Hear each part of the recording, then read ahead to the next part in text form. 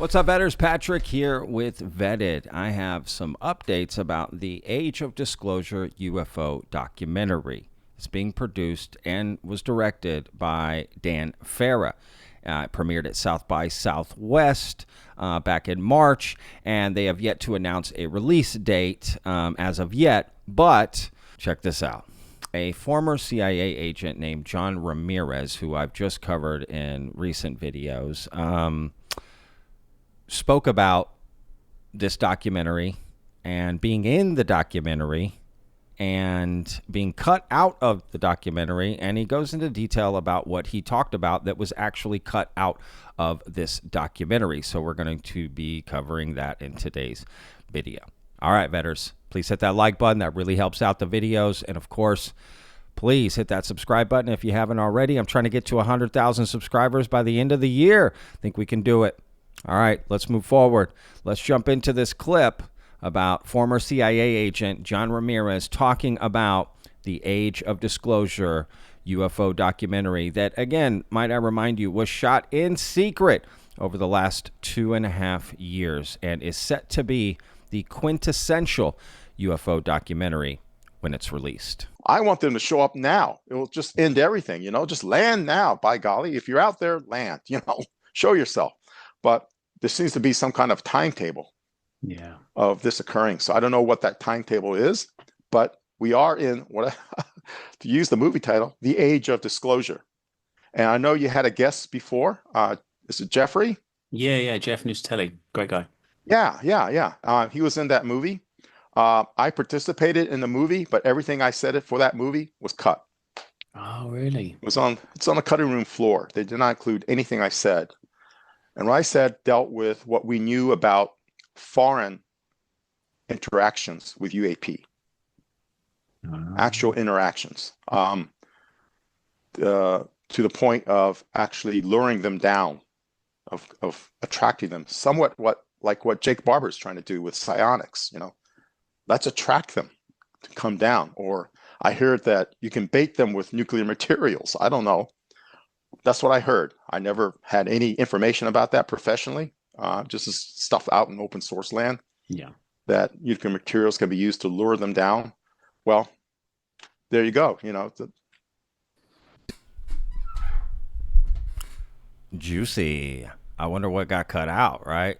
And how many more other people got cut out and why, right? And what information did they give that got cut out? Now, just to be clear here, sometimes films, parts of films are cut out not for any nefarious reason or anything. It doesn't fit. It doesn't fit the narrative you're trying to tell or the story you're trying to tell.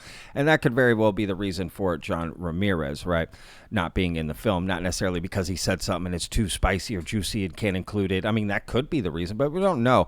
Or maybe nobody else was saying that and they couldn't back it up. I mean, there's so many different reasons of why this was not included in the final cut. And I have heard Dan Farah say in other interviews that there's parts of this documentary that did end up on the cutting room floor and that he may include in, extended stuff on DVD or, deleted scenes or, right, that could be released later. So he has made that, claim, and maybe that's just one of the reasons, and maybe this will get released as a deleted scene down the line. Did you have a much longer cut? Like, did you have a cut that were like 3 hours and you're like, this is fucking perfect? My first director's cut was like 4.5 hours long. Yeah. It was the biggest challenge in the world just to get it under 2 hours, and then getting it down from 2 to 1:49 where we landed. Yeah, incredibly hard. But do you have a cut that's like 2.5, 3 hours that like you would love to show people? Or do you think that the version that is being this 150 cut, if you will, is the one that like, this is the one that everyone needs to watch? I feel like this is the one everyone needs to watch. I really feel like, the whole, that saying like, kill your darlings, or, tough choices you make in the edit room, ultimately I think it's always for the better. It makes the thing move more. It's tighter, I feel really great about where it landed. Sure, is there maybe a scene or two I might add on like a DVD or something. Still want to do DVDs, by the way.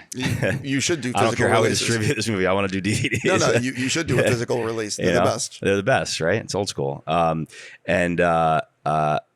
but yeah, there will be some things I think probably to put on, like some special features, that kind of stuff. But I really am proud of where we landed, and yeah. But it would be interesting to know what exactly John said. And I think I wish Jimmy here from UAP Files would have asked that. What exactly did you say that got cut out of the film? But, you know, this interviews, the way they go, it's hard to get stuff in. And, you know, sometimes you only have an hour with somebody and you just kind of move on. And I get it totally. It's a great podcast. And I'll put a link down in the description to go check out this full interview with John if you want as well. So be interesting to know. I mean, I don't know, right? We'll have to wait and see what comes of it. But there's one more part from this interview talking about disclosure and dissemination, and what is the difference, according to John Ramirez, and why the age of disclosure is so appropriately titled. Do you feel as if there is a coordinated release of information, or is it more an individual basis of people who are just... In fact, I said much to that effect in my early interviews. If people go back, and I don't have the time and I don't want to do it, but if you go back to every interview I ever did for the record on a podcast, like what you're doing with, we're doing together right now, if you go back to everything I said and parse everything I said, there's nothing new that Jake Barber or nothing new that David Grush or even Matthew Brown has said about Immaculate Constellation that I haven't said before, using different words. This is what I called way back then, 4 years ago when I started doing these podcast interviews, I called it, you're experiencing a controlled dissemination of information. Dissemination is not disclosure.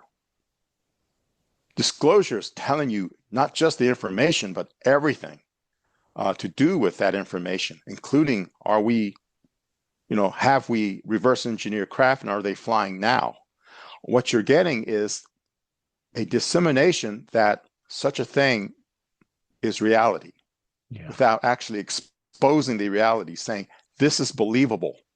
And here are the people who know that it's believable because they have the professional information when they were in office, serving in the various positions in the Pentagon and the intelligence community. They know, but they're not going to tell you everything. They're going to release information to help you understand that when we do disclose, it's not going to hit you all at once. Yeah. And so I call that a controlled dissemination, short of a disclosure, disseminating information so that you are ready for disclosure. So that's why the age of disclosure is a very appropriate title. All right, veterans, that's it for today's video. Again, link in the description to the full John Ramirez interview on the UAP Files podcast and that Collider interview that I showed with Dan Fair if you want to learn a little bit more. And again, I'll keep you guys updated as soon as we know a release date for this documentary, The Age of Disclosure. All right, veterans, we'll see you in the next one. Remember, every day's a gift, y'all. Peace!